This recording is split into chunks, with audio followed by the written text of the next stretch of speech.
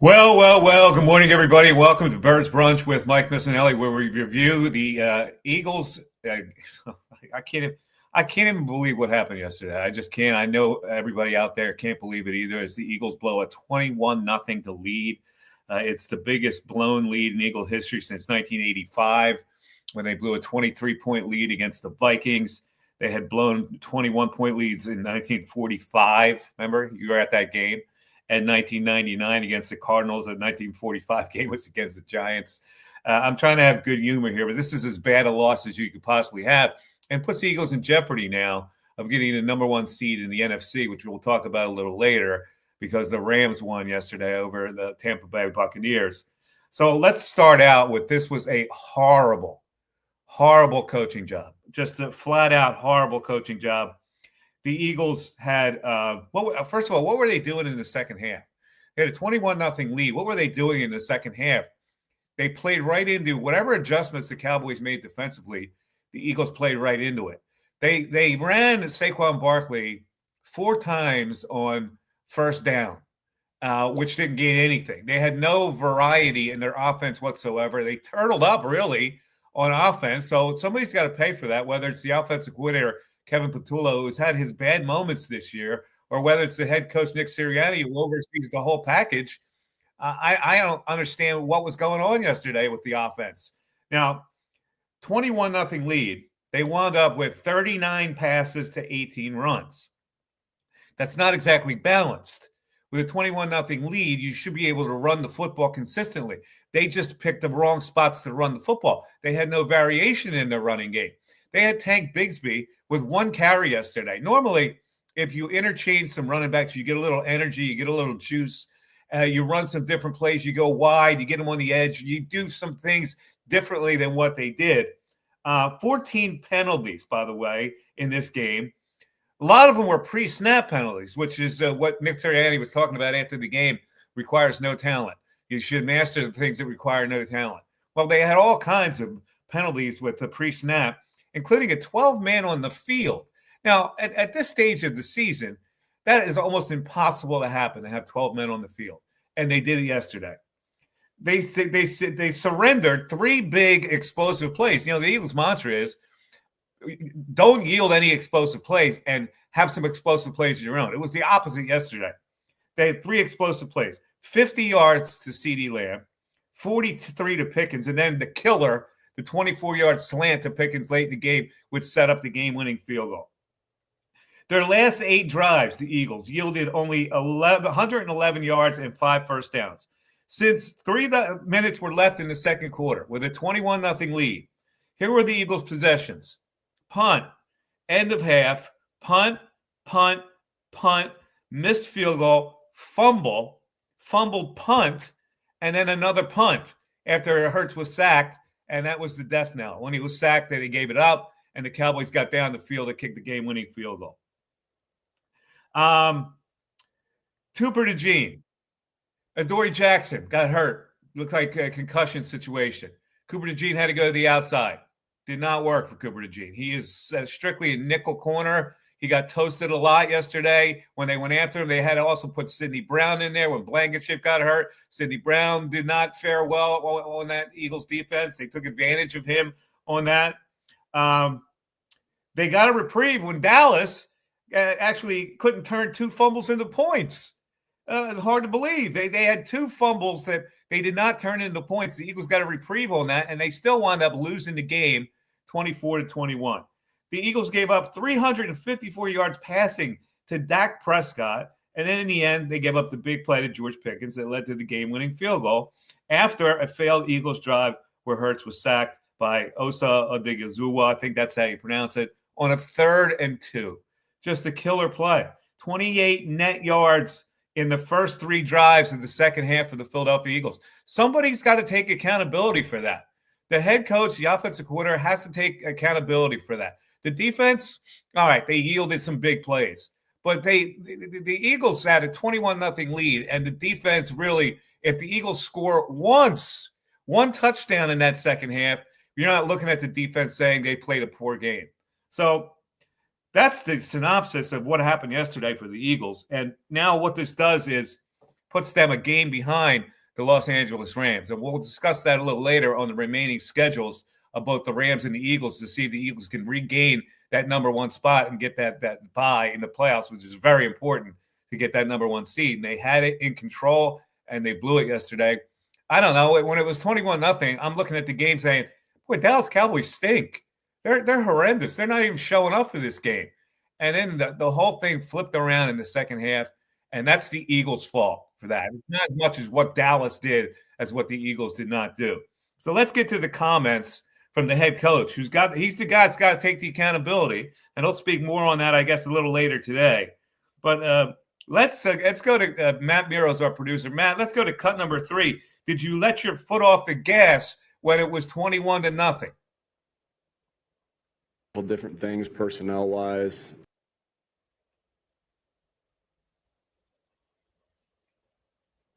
So, as you look at it, I don't know exactly what the run-pass ratio was there in the second half.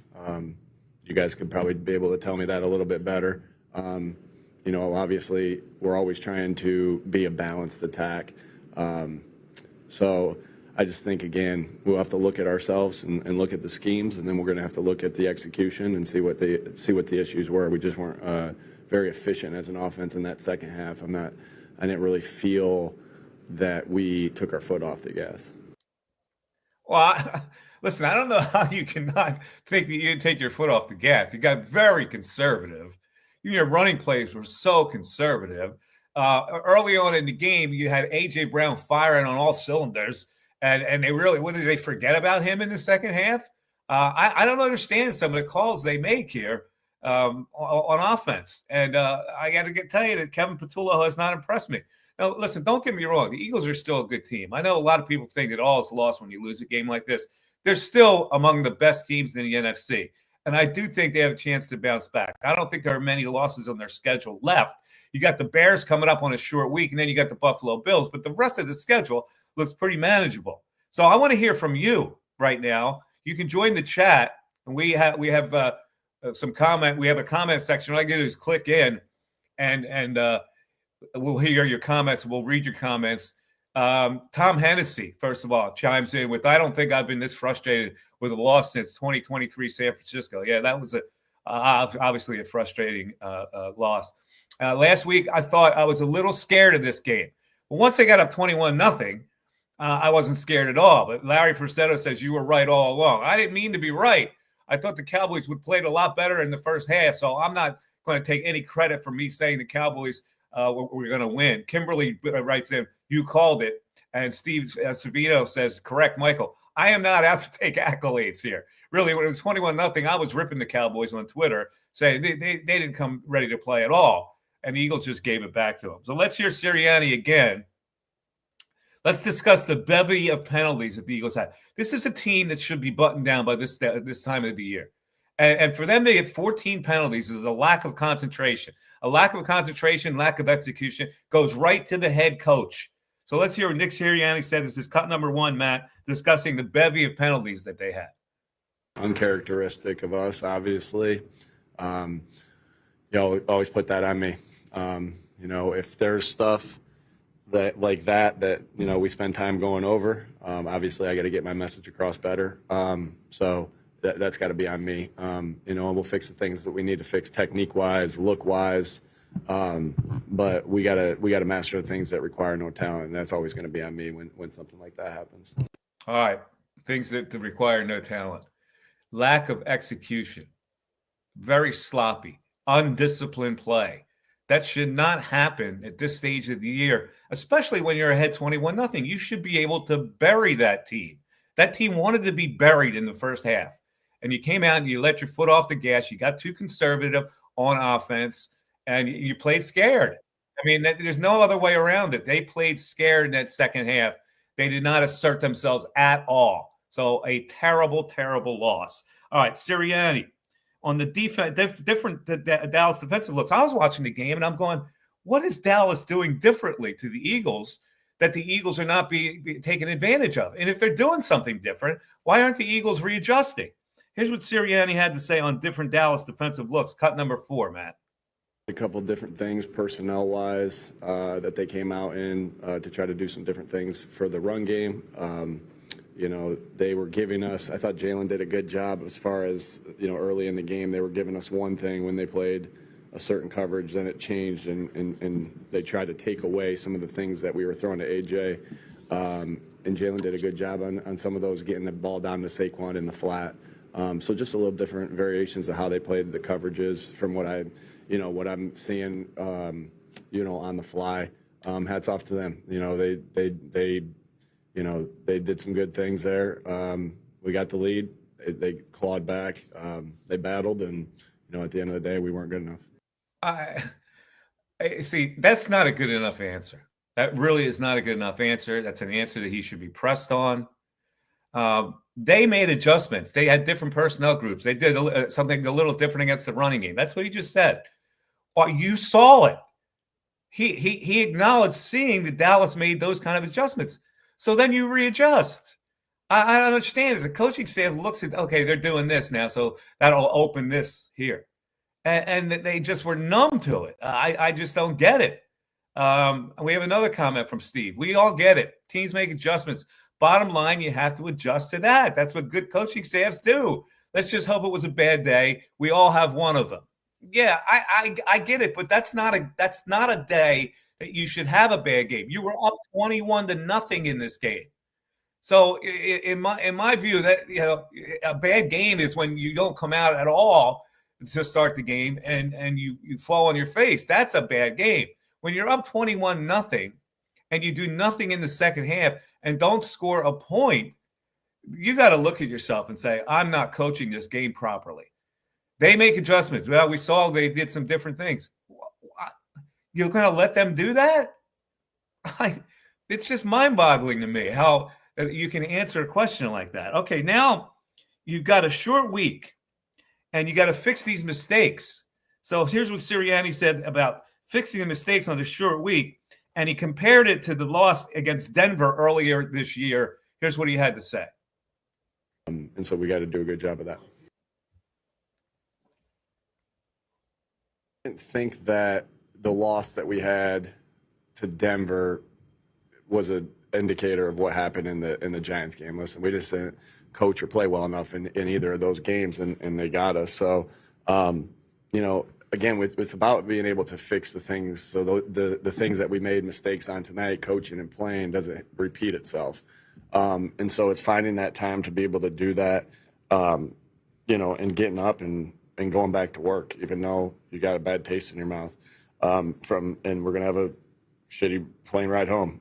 So it's just about fixing the issues in a short week while you're also trying to prepare for the next team. And so we got to do a good job of that. Listen, he's got to be more accountable than that. He really does. He needs to be pressed harder on why the Eagles fell apart in the second half. They're a good team. They're better than the Cowboys. They're clearly a better team than the Cowboys, and they let the Cowboys really flummox them in the second half. So you got to fix these all this nonsense that he gets these generalities. Here's the issue. They adjusted in the second half. What did they do? How did they adjust in the second half to stop your offense? And why weren't you able to readjust after seeing what they did? That's really the only issue here. And this running attack, this running game on why Saquon Barkley can't get going, well, maybe you've got to vary it now. Maybe you've got to play Bigsby, give him 10, 12 carries a game, give them a different look. Maybe you got to call different plays rather than off-tackle plays. Maybe you got to get Saquon in the flat. I don't know what you got to do, but you got to change it up to take advantage of Saquon. All right. Larry Frisetto, to that point, I thought we would see both running backs in the backfield, Barkley and Bigsby. Has that happened this year yet? Well, they go with 11 personnel most of the time. And it's funny because in 11 personnel, which is the three receivers, one in the slot, they haven't gotten diddly out of their slot receiver this year. So why not try something different? Why not try two backs in the backfield? Why not try two tight ends more often? They're not getting anything from Jahan Dotson in the slot. Was he even targeted yesterday? Their slot receiver is irrelevant. And they've got to get him involved. So, all right, let's look at our game stats, and then we'll get to Jalen Hurts' comments. Jalen Hurts, 27 of 39. They threw the ball 39 times in this game with a 21-0 lead. They threw it 39 times, and the Cowboys didn't go ahead until the final drive of the game. So I mean, it's incomprehensible how they could do that. Now his rating was pretty good at 99.2, but 27 for 39 for 289 yards. He carried it 7 times for 33 yards. Saquon Barkley had 10 carries for 22 yards for an average of 2.2. There is something wrong with Saquon Barkley. I don't know what it is, whether he's a step slower, whether they're not blocking scheming right. Whatever it is, they're not getting enough from their running attack. Tank Bigsby, 1 carry for 8 yards. He always seems to give them a spark with a carry. He got 1 carry in that game. Is anybody who was on the offensive staff, and there's Patullo and several other offensive coaches, is there anybody out there that says, hey, maybe we got to give Tank a few more carries? I mean, this is good. Live in-game coaching that they're not doing. All right, receiving. They finally got AJ going. They got him going early, which is now, that's really got to be the starter. Get him engaged early, and they did. They targeted him 10 times. He had 8 receptions for 110 yards, most of them early on in the game. Devontae Smith, 6 catches for 89 yards, for an average of 14.8. Always shows up, had 11 targets. Saquon Barkley had 7 receptions for 52 yards. Okay, they used him in the passing game, and they used him okay. Dallas Goedert, 2 targets for the tight end. He's got to have more targets. Calcaterra had 1 target. He had a catch for 8 yards. Darius Cooper was in there. Jahan Dotson, 1 target, 0 receptions. They fumbled the ball a couple times. Let's go to Dallas. Dak Prescott, 23 of 36 for 354 yards, 9.8 average. His rating was 103.2. They let Dak Prescott be a hero in this game. They rushed the ball. They did rush the ball. Javonte Williams, the Dallas Cowboys were behind 21-0 and still found a way to balance their offense. Javonte Williams with 20 carries for 87 yards. Malik Davis had 3 carries for 24. Prescott had 5 carries. Turpin had a couple of carries. So they had 31 carries, 31 rushes, 36 passes. That's well balanced. George Pickens killed the Eagles secondary. He had 9 targets. He caught 9 balls for 146 yards for an average of 16.2. The long course of the 43-yarder. CeeDee Lamb, 4 catches for 75 yards, including several drops by CeeDee Lamb. Still wound up with 18.8 average per catch, and he had the big long one for 48 yards. Jake Ferguson with 5 catches. Turpin had a catch. Javonte Williams, a couple of catches. Brevin Spann-Ford got in there to back up to the backup tight end for a 4-yard touchdown. So they're the stats of this game, and I'm still stunned that the Eagles lost that game. All right, we are 20 minutes into the show. We're going to come back. We have some Jalen Hurts sound of what he thought went wrong yesterday. And they interviewed A.J. Brown after the game. And I don't know if people picked up on this or not, but I thought he was a little too happy. A little too happy talk for A.J. Brown. He laughed. There was an amusing part of that. I don't like that at all. I think that when you lose a game, you got to have a grim face, and you got to really kind of kick yourself. I don't know how many people like that. But we have him also fooling around with Tom Brady early in the game. Brady throwing passes at A.J. Brown. Brady can still throw. Even with a suit on, he looks like he can still throw. All right, your comments. We'll get to them. We'll get to Jalen Hurts' comments. We'll go over the play-by-play of this game. It's long and lengthy. I'll take you through the entire game. It is Birds Brunch with Mike Missanelli. Let's take a break. Hi, it's Pete from Chicky and Pete's. Warm up this fall with an incredible seafood boil. Try the Uncle George with succulent snow crabs, tasty mussels, and shrimp. There's the Pete's Feast with 2 pounds of sweet succulent crab legs, a dozen shrimp, clams, and a pound of mussels. Or create your own boil. Add a lobster tail or a delicious Dungeness cluster. Include smoked sausage, corn, and potatoes, served in our tasty broth, made with white wine and our signature seasonings. A shellfish lover's dream at Chickies and Pete's. Think banking hasn't changed? Think again. At Penn Community Bank, we've been helping communities thrive for 150 years. From our nationally recognized Access Checking that offers the peace of mind of no overdrafts, to student and free checking plus options with perks that will make you wonder what you did without them, like early direct deposit, overdraft grace, and Zelle. Learn more at PennCommunityBank.com/products. Penn Community Bank. Here we grow. Account and feature terms, restrictions, and conditions apply. Ask for full details. Member FDIC. Your day-to-day life is hectic between having to pick up the kids, make dinner, the countless other tasks that you got to get done. Rob's Automotive and Collision is there to make your life a whole lot easier. Make sure you take advantage of their spacious waiting rooms, the large flat-screen TVs, complimentary coffee and muffins, and free Wi-Fi. So even when you do have to stop, Rob's is there to make you feel right at home. Give Rob's a call today at 215-826-9200 for any of your auto repair needs.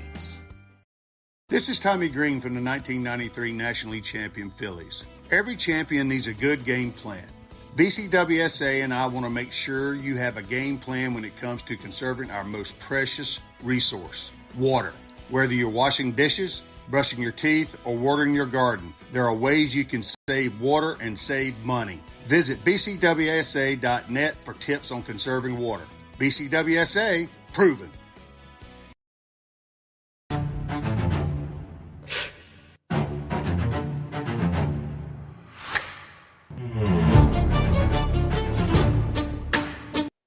Yes, Eagles takes after every Eagles game right here on Birds Brunch with Mike Missanelli. We got a lot of people chiming in on our text board here. Tom Hennessy chimes in. Hey, yes, the Eagles are good and appreciative of overall success, but not living up to true potential right now. The offense is loaded, feeling number 2 seed, but worried about the playoffs at the Rams. Well, yeah, right now, in the NFC title game would be at the Rams. But again, we're going to look at this a little later and find out that that the Rams, the Eagles can still get that number 1 seed.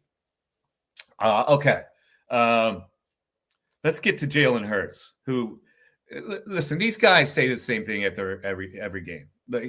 And this is why, like, sometimes I think a head coach especially has to be pressed on what he's saying. He's getting away with generalities all the time. And they kind of say the same thing every week. We got to do better. It's something we got to work on. We got to improve the whole bit. I'm more curious as to why you allow that to happen in real time. That's where a coaching staff, to me, earns their money. In real time, when they make adjustments to stop whatever you were doing offensively, where you went at will, you gained yards at will, what did they do to stop you, and why didn't you counter? That's what a good team does. That's what a good coaching staff does. So let's get to Jalen Hurts. Matt, let's talk about the run game or the lack thereof. That's cut number 2 from Jalen. Not a matter of the run game. I think it's a matter of the execution, the discipline, and the focus and what we do. And collectively, we just have to take a step in that. It's been a lot of instances where it's shown up and it's gotten us, but we've been able to figure it out and will ourselves to a win. And tonight we didn't. You know, we played a hell of a first half, and then we didn't play, you know, not even a close enough to our standard in the second half with the things that take no talent. Honestly, I look at a lot of those explosive plays and a lot of those opportunities. The ball bouncing the other way on a fumble, and just controlling the things we can on offense with the things that take no talent. So lots of room to learn from, and we got a short week to respond on it. This is the new catchphrase, things that take no talent. If you notice, this is now said every week when they have penalties or when they screw up, the ball bouncing the wrong way. I mean, come on, Jalen. First of all, let me compliment him on the hat. I like the hat. I like that beanie cap style with the rim around it. Looks like a friar, but I like it. So I'm not going to complain about that. All right.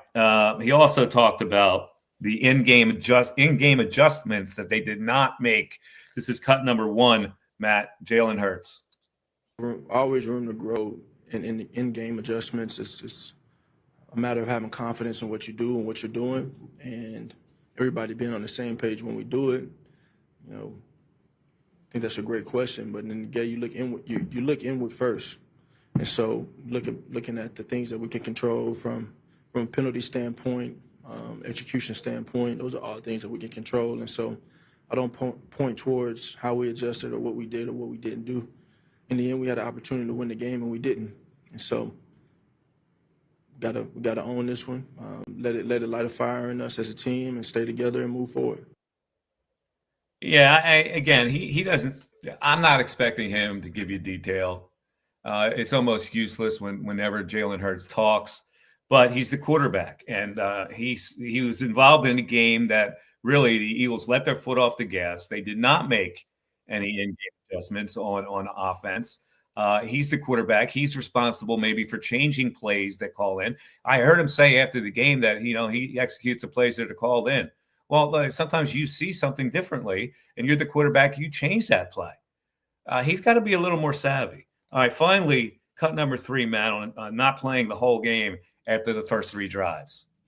I think overarching, we gotta find a way to finish the game, and we gotta find some consistency in what we do. Definitely the tale of 2 halves, but in the end, we didn't play a complete game as a team.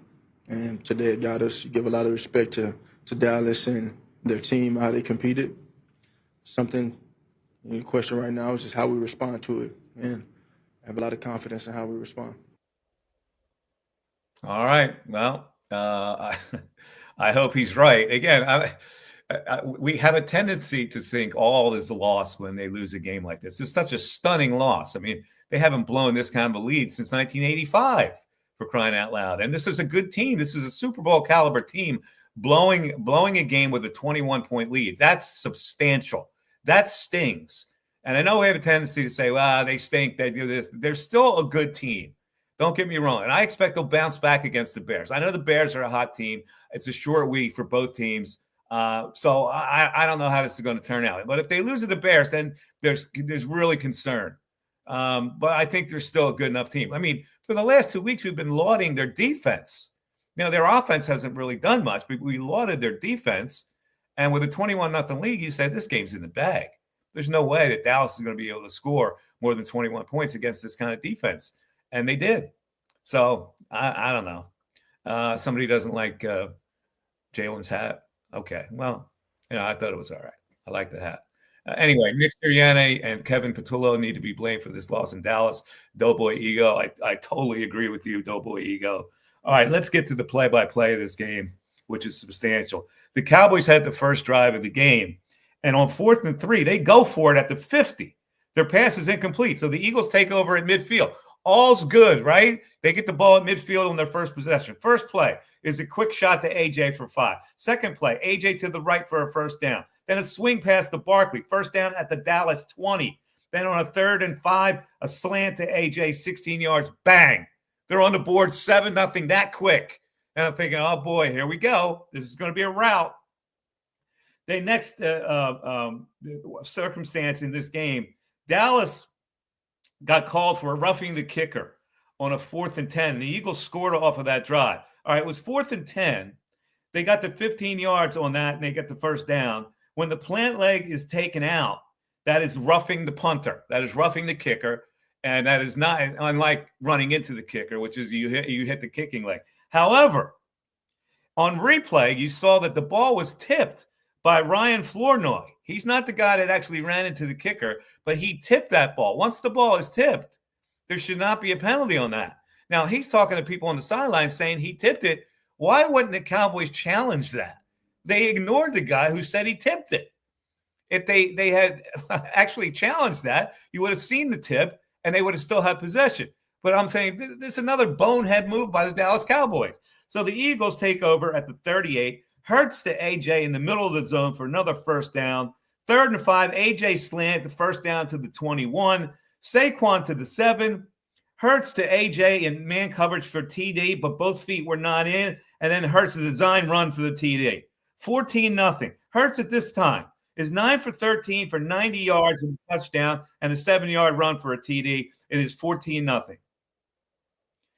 All right, well, how are we feeling? The first quarter is ending. They're up 14-0.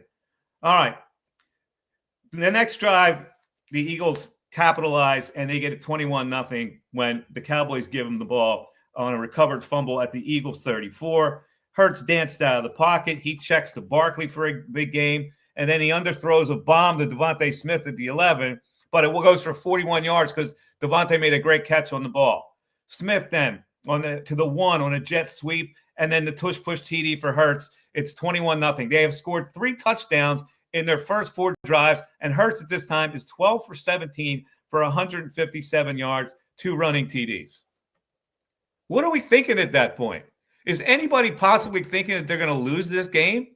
I certainly was not. I'm looking at this game, but this is a rout. The Eagles punt on their next possession, and then the Cowboys get on the board, which is important to get on the board before halftime. Big play to Turpin, 48-yard gain to the Eagles 24, and that results in a Dallas touchdown on a 1-yard pass to Pickens after Ferguson had gotten to the 1-yard line. So at halftime, it is 21-7, and we're still looking good. All right, let's take a break. We'll come back. We'll take a break. We'll come back. I'll give you the second half play-by-play where everything went wrong. It is Birds Brunch with Mike Missanelli back after this. Hi, it's Pete from Chicky and Pete's. Warm up this fall with an incredible seafood boil.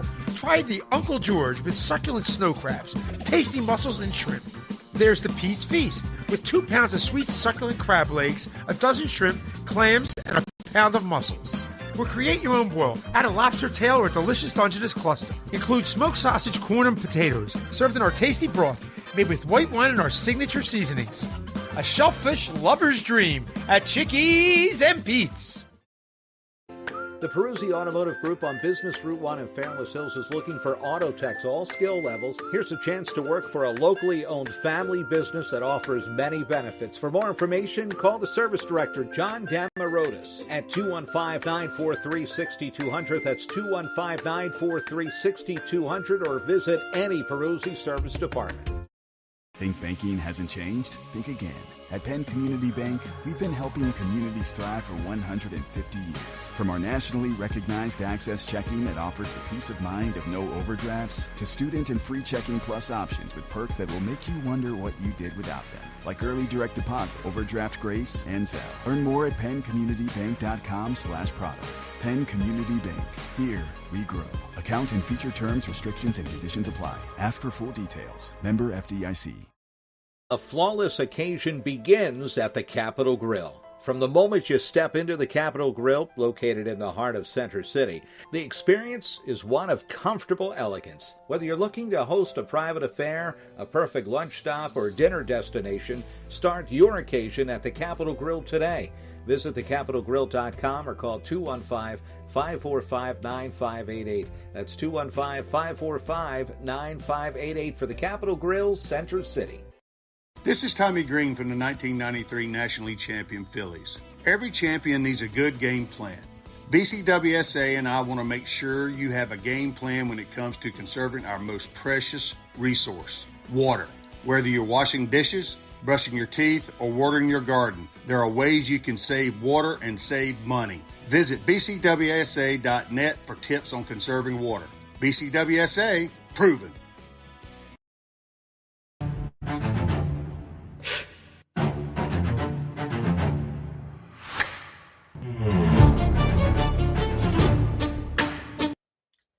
Yep, Eagles takes after every game by me, Mike Missanelli, on Birds Brunch, as the Eagles lose 24-21 and keep their number 1 seed situation in jeopardy. That we'll get to a little later. We'll go over the remaining schedules for the Eagles and the Rams to see what's what here. But remember, the Eagles have a tiebreak because they beat the Rams, so that's all good. All right, A.J. Brown. Before we get to the play-by-play of the second half, A.J. Brown after the game, I maybe I'm off base with this, but does anybody think that when they win and he doesn't contribute that much, where they don't target him much, he's not happy? When they lose and he's had a big game, he seems happier.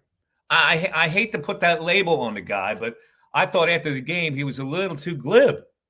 And I don't like to see that. When you lose a game like this, it should be doom and gloom. I think that's what fans want to see. They want to see you being as disappointed as they are. And AJ was a little too happy, I thought, after the game. But before the game, they had him having a catch with Tom Brady. So let's hear that cut, Matt. Leave. You got the coyoons to tell me good morning. After that No, abomination. It was not a that. disgrace. It was a travesty. It was Not that. That's our guy. That's our guy, Sports Talk Squawk. We may get to that a little later. Let's get the one that having a catch with Tom Brady clip that they showed during the telecast. There it is. All right, now watch Brady's delivery here. Boom! He's still got a little zing. It's not easy with a suit on. Boom! How about that? That's nice. All right. That's enough. Let's get to the second half. All right, the Eagles, they get the first possession of the second half. This is after Dallas scored. This is where you really want to get a good drive going. 3 and out. And a penalty wiped out a Goddard gain on that drive. Cowboys take over at the 8. They have to punt. The Eagles take over at the 30. They have to punt. You get the picture here? The Cowboys then take over at the 3-yard line, and Prescott throws an interception to Nakobe Dean. Nullified. Why? 12 men on the field. Actually, the penalty's offset. There was an illegal man downfield for the Cowboys. So that play gets wiped out. The Cowboys wound up now attempting a 51-yard field goal by one of the best kickers in the league, Brandon Aubrey. No good. Second miss of the year by Aubrey. Eagles dodge another bullet. All right, Cowboys' second possession. This is the one where CeeDee Lamb gets the big catch on Cooper DeJean to give him a first down at the 18. Then there's a pass interference on Keely Ringo. That was the last play he would play as a cornerback. They got him out of the game. Vic Fangio is totally fed up with him. Cowboys have a first down at the 4, and then a TD pass to Span Ford, who bumbles all the way to the corner of the end zone before he gains his balance.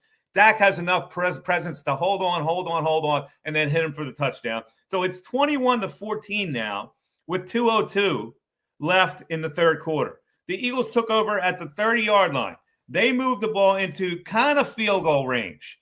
They sent Elliott out to attempt a 56-yard attempt. He's got plenty of leg for that. I know Sirianni was asked after the game, why would you try to kick a field goal there? Well, 56 yards in that stadium, I would do the same thing. He pushed it right. It was at this moment that Blankenship is hobbled. So Blankenship's on the sideline. He's hobbled. They have to play Sidney Brown for the rest of the game. The Cowboys get the ball at the 45-yard line after that missed kick.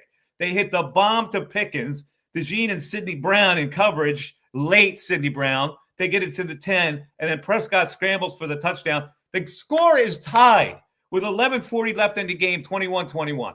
Hard to believe. The Cowboys tie the score at 21. There's 11:40 left in the game, and I'm thinking, okay, all right. Now the Eagles get it together here. But they start a drive at the 30, and they start to move the football. Here it is. Hurts for 7. Hurts then to AJ for 19 yards to the Dallas 43. Hurts runs for 9 and gets the first down to the Dallas 31. Illegal hands to the face penalty by Fred Johnson. That's a penalty that takes no talent, okay? You can't get your hands to the face, and that may have been the play of the game right there. But anyway, they get a check down to Barkley. He fumbles the ball. Dallas recovers. Sam Williams with the punch out, and the Cowboys recover. Now, the Eagles have not trailed in a game since week 6. That's all good, right? But that fumble, they survive it because Dallas doesn't do anything with it. They punt.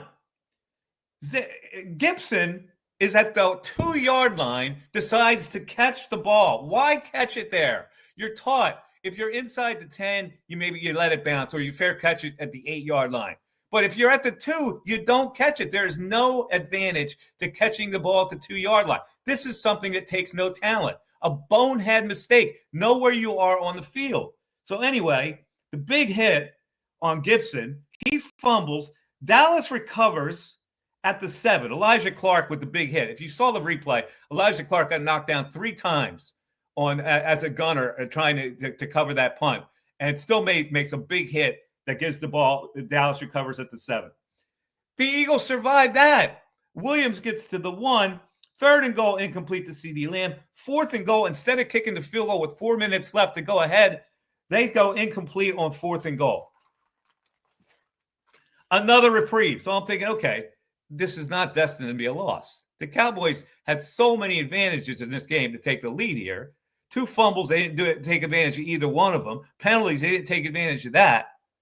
So the Eagles now have to get another drive, get to the 2-minute warning, and Hurts is sacked. And that is they started at their own 2. First down to AJ. Hurts to Smith for 29 yards. 3rd and 3 at the 2-minute warning. After the play at the 2-minute warning, Hurts gets sacked. The Cowboys take over at their 27, and there's the big gain to Ferguson in the middle of the field, and then the slant to Pickens, 24 on a 2nd and 10 play. With 35 seconds, they go into the victory formation. They burn 3 downs, and with the clock of 3 seconds left, Brandon Aubrey, 42-yarder, boom. Hard to believe. It's just, the game going around, like the way it ended is just hard to believe. Dallas did not score off of 2 big fumble turnovers, and yet they still lose this game because their offense didn't do anything. Just a horrendous loss. All right, let's get to our play of the game. It's a tie between Hurts getting sacked there or Prescott hitting Pickens for the 24-yard gain to put them in field goal range. Those are the plays of the game. The non-play of the game is, how do you not challenge a tip punt if you're the Dallas Cowboys? I mean, it's ridiculous. The guys on the sideline saying, I tipped that. Is there a coach around that hears that and say, hey, maybe we ought to challenge that? Well, that's my non-play of the game. All right. Let's get in some grades. For some grades, I want to bring in Matt Miro here. Let's grade the Eagles. Matt, come on in. All right. The grades that the Inquirer gave certain personnel on the field. Let's start out with the quarterback. I go flat C. He did some good things, but that sack, when you give up a sack there, to me that takes you down to mediocre level. Even though your rating was pretty good, I got Jalen Hurts 27 of 39 for 289 yards and a touchdown. But for me, he merits only a C. What say you? I would say he gave you everything this city's wanted. Threw for a lot of yards, held on to the football, gave you a 21-point lead, and said win the football game. So I'm gonna go B-. B-, even though the sack killed him. Yeah, I mean, Dak threw a pick. I would say, he would play out better. You were a little more impressed with Jalen Hurts than I was. I go flat C. You go B-. Yep, B-. Okay. Let's go with a running back now. Oh, my God. I don't know what the hell's going on here. Saquon Barkley, 10 carries for 22 yards. They can't get him loose. That's a D in my book. Yeah, I think you're being generous. I think incomplete, did not show up to the test. Something. I don't know if he took the test because it was an F all around. Yeah. You go F. Yeah, just didn't set the pace at any point for the offense. So really bad. All right. Receiver, tight end. They didn't use Goddard very much, so I take points away from that. I'll go B- for receiver. Yeah, I'm pretty lockstep on that. I agree. B-. No debate here. All right. Even though A.J. Brown had a big game, what did you think of how glib he was after the game? Didn't love that, but I am used to big wide receivers with bigger personalities, and he is just the next of many. So you like that? Well, I'm used to it. Do I like it? Probably not. It's the norm with wide receivers. They're lunatics. Okay. Offensive line. Fred Johnson starts for Lane Johnson. I didn't notice him for most of the game until he made a couple of big mistakes. So their offensive line could not hold up for the running game. They were okay in pass protection, but they can't open holes. I don't know what is going on with this offensive line. So I go C- for them. Yeah, I'd probably go even lower because when you have a mobile quarterback, sometimes that can mask some protection flaws. So I go D+ because your number one goal is to get the running game going, and you did not. All right, let's go to the other side of the ball. Defensive line. Now, this has been a dominant force for the Eagles, and their defensive line really didn't get to Dak Prescott at all as far as the pass rush. Jalen Phillips was invisible in this game yesterday. Did not have a single tackle.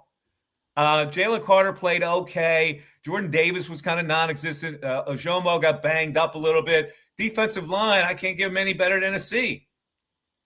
I'm with you, Mike. They didn't block any field goals. So what a terrible week. So Well, listen.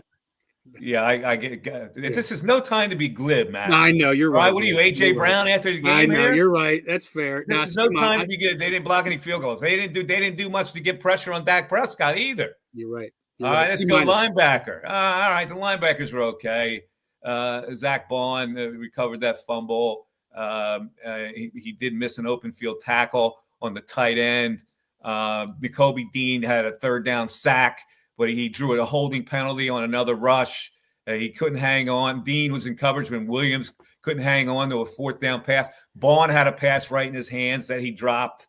So linebacker B- I got. Yeah, I agree. I think I'm spoiled seeing good linebacking play from this Eagles team. So B-. Yeah, they were just okay yesterday. So I give him an average grade. Cornerback, well, Adoree Jackson was in coverage when Pickens caught the 1-yard touchdown. He left with a concussion. Cooper DeJean surprisingly got toasted a little bit. Did you feel that way? Agreed. Was not one of his stronger games. So I go C- probably to a C, this group. He's the one who allowed Lamb to catch that 50-yard pass. Now, that was a great catch by Lamb, where he was DeJean was also flagged for interference, but he didn't break up that pass. And Keely Ringo was called upon, but he committed a pass interference penalty, and won't see Keely no more because I think Fangio can't stand them. And safety, average safety, Blankenship was good early, but he missed Turpin in an open field on that 48-yard catch. And then he was replaced by Sidney Brown, who, Sidney Brown, to me, he can't play. He's just all over the place, and he had no impact on that game. In fact, they took advantage of him. So I'll go safety C. These are all mediocre grades here. I agree, Mike. Zach Ronaldo, he's Zach Ronaldo with cleats. Sidney Brown. He's Zach Ronaldo. Big effort guy. So not great. C. Zach Ronaldo. That's funny. All right, and special teams. I'm going to tell you, first of all, they missed a field goal. The punter had a good game. But Xavier Gibson fumble in the fourth quarter when he fielded a punt at the 2-yard line. You get a D for me on special teams. That is ridiculous. In fact, that should be an F because he not only did he use bad judgment, he got smashed on the play and had to be carted inside off the field. F for the special teams. I agree. I think F is an ideal grade for a missed kick and a fumbled punt return. F agreed. Okay. Mike, if you want as well out of the next break, it's up to you. We do have Philly superfan, his take. Just sent to us. It's up to you. Sports Talk Squawk by Gabe. Yes, is coming up after this because he was lit up about it. But one last grade, coaching. That is an F for me. You cannot have a 21-0 lead. Watch Dallas readjust and not readjust to their readjustments. Horrible coaching in the second half, even though they got a 21-0 lead. Horrible to let your foot off the gas and to let the Dallas Cowboys take control of that game. That's a flat-out F for Sirianni, for Kevin Patullo, and I'll leave Fangio out of there. But his unit folded also in the second half. Yeah, I think you're right. If you can openly admit in a post-game press conference we weren't ready for something, you failed that week. So agreed. F. All right, let's take a break. We'll come back. We have our super fan, Gabe, who has his take. Sports Talk Squawk is coming up after this. It is Birds Brunch with Mike Missanelli on the On Patterson Network. We're back after this. This is Tommy Green from the 1993 National League champion Phillies. Every champion needs a good game plan. BCWSA and I want to make sure you have a game plan when it comes to conserving our most precious resource, water. Whether you're washing dishes, brushing your teeth, or watering your garden, there are ways you can save water and save money. Visit bcwsa.net for tips on conserving water. BCWSA, proven.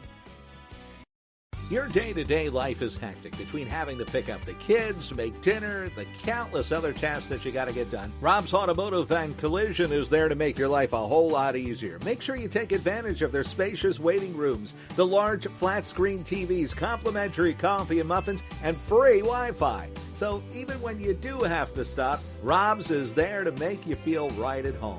Give Robs a call today at 215-826-9200 for any of your auto repair needs. Hi, it's Pete from Chicky and Pete's. Warm up this fall with an incredible seafood boil. Try the Uncle George with succulent snow crabs, tasty mussels, and shrimp. There's the Pete's Feast with 2 pounds of sweet succulent crab legs, a dozen shrimp, clams, and a pound of mussels. Or create your own boil. Add a lobster tail or a delicious Dungeness cluster. Include smoked sausage, corn, and potatoes, served in our tasty broth, made with white wine and our signature seasonings. A shellfish lover's dream at Chickies and Pete's.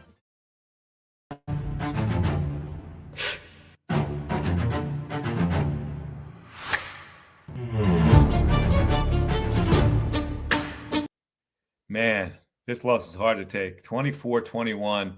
Dallas with 24 unanswered points to win the game in Dallas. When you looked at this game, 21-0 lead, and you were going to bet the second half. Would you put $1 million on the Eagles winning the game? Yeah, I think you would have. But in any event, a lot of people are angry out there. We're feeling it on our text board here, and we're also feeling it with our Sports Talk Squawk with our super fan Gabe, who's driving around in a car. And here was his reaction to that loss yesterday. Believe you got the coyoons to tell me good morning after that abomination. It was a disgrace. It was a travesty. It was an embarrassment. It was atrocious. It was heinous. It was abysmal. And it was putrid, John. That game was like a drunk blue ribbon special at Tom Jones's. Great at first, but ends with you puking in the bathtub and questioning your whole existence. We were trampling them, John. If they're America's team, then the first half was January 6th. Only it wasn't staged. Okay? 3 drives, 3 touchdowns. Jalen was telling the haters to shh like it was Mass at Fatima. I'm telling you that right now. Him and Dak were both dropping dimes in the end zone. Jalen to AJ, Dak to Blankenship. You do the math on that one. 21-zip. I was ready to turn on Merrill and Mike and go organize the garage. And I'll tell you what, I should have. Okay? Because I would have got more accomplished than this pathetic Eagles offense. Rest of the game, 107 yards, 0 points. They folded harder than someone on Kensington Ave. I'm telling you that right now. Kevin Spatullo should have been left at the airport after that disaster piece. What do you have, the Cowboys halftime money line? I'd rather have Big Dom calling plays than this clown. Speaking of airheads who should have been left in Dallas, Xavier Gipson. It's the first time I ever heard his name, and it better be the last. Fielding a punt at the 2-yard line. What, are you kidding me, John?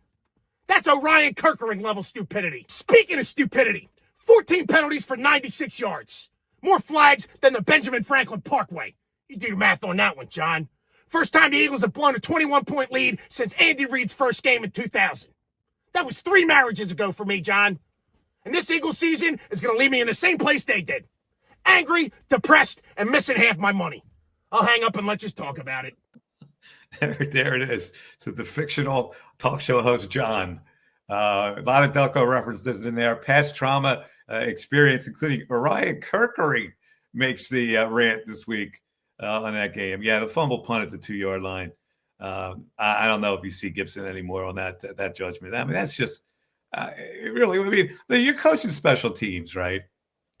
Like, it's the one golden rule is you don't catch a punt at the 2. I mean, that's something that's taught in Pee Wee football.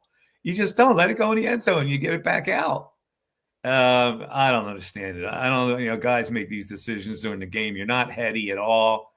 But anyway, the Eagles lose.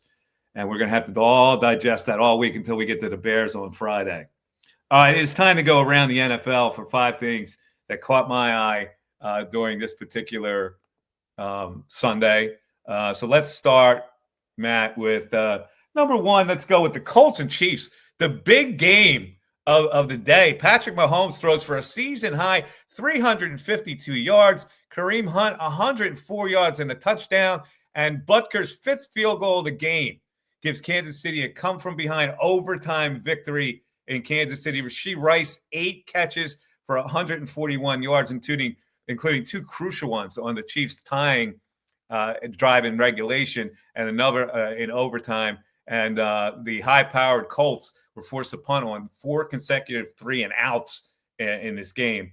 But let's go with the highlight for this game, and that is the big play in overtime to Xavier Worthy. It's a blitz.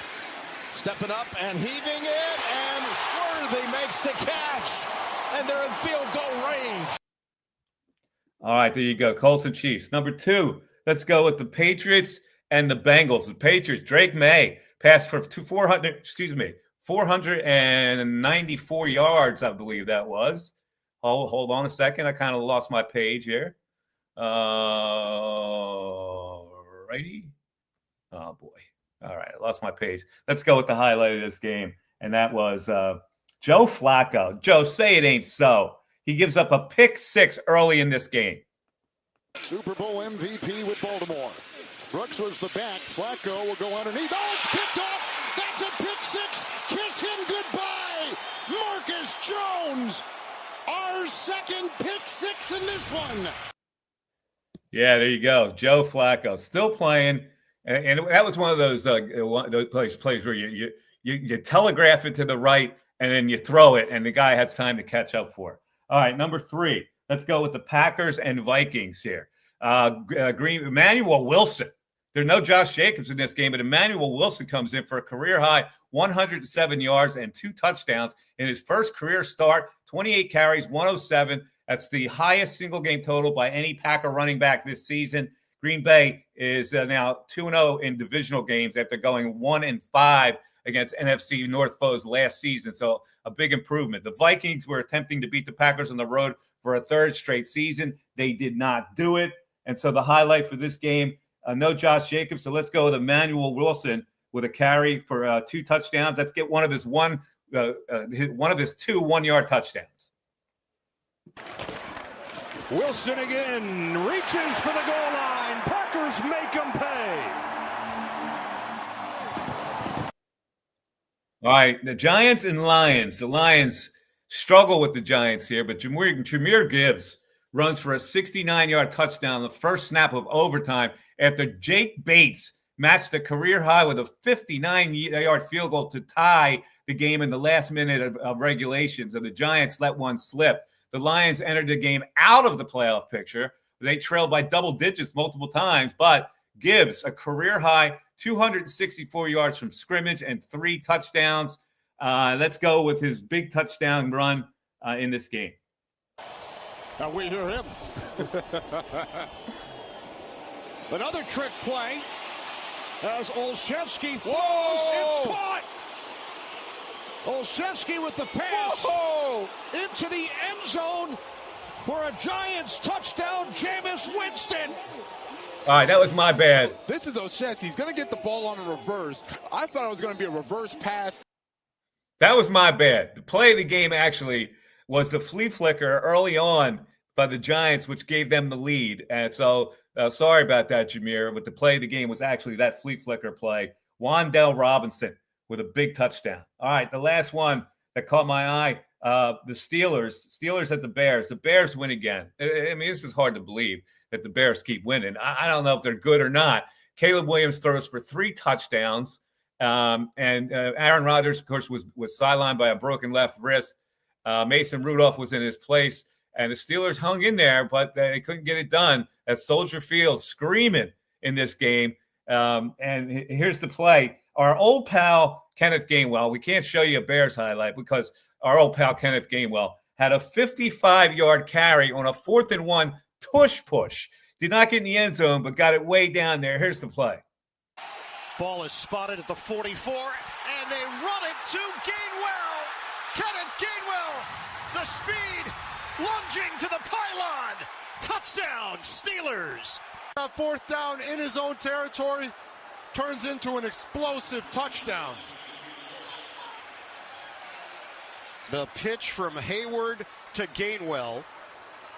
And they go 56 yards for the score, quieting the crowd at Soldier Field. How about our old pal Kenny Gainwell? Well, I guess we could use him now, right? But Kenny Gainwell had a lot of carries last year, which helped Saquon Barkley. Maybe Bigsby can do the same thing. Maybe they ought to give him the football so he can try to do the same thing. All right, let's look at now the Rams versus the Eagles head-to-head. The Rams have a 1-game lead on the Eagles now. Here's the Rams' remaining schedule, which includes 4 games on the road. Okay, so not so easy for the Rams. Here's who they have. They got a couple patsies on the road at Carolina, at Arizona. All right, but they're road games. You never know. but they're going to be favored heavily in both of those games. Then the Detroit Lions, they get them at home, potential loss. Then at Seattle, potential loss. At Atlanta, and then the Arizona Cardinals again. So you look at that schedule, how many potential losses do you see? If they lose twice, the Eagles then flip that and get that seed. Here's who the Eagles have. Bears on a short week, at the Chargers, who stink. The Raiders, who are horrendous. Chip Kelly just got fired as their offensive coordinator. At the Commanders, should be a bop. At the Buffalo Bills, and then at the Commanders. If they beat the Bears next week, I'll allow for one more loss at Buffalo late in the season. That would put, and if the Rams can lose one more time, then the Eagles, or if the Rams can lose twice, the Eagles with the tiebreak would get that spot, the number 1 seed. Otherwise, it looks like they're going to get the number 2 seed here. So there you go, folks. That's the moratorium, and that's the funeral of a loss to the Dallas Cowboys, a game that should never have been a loss.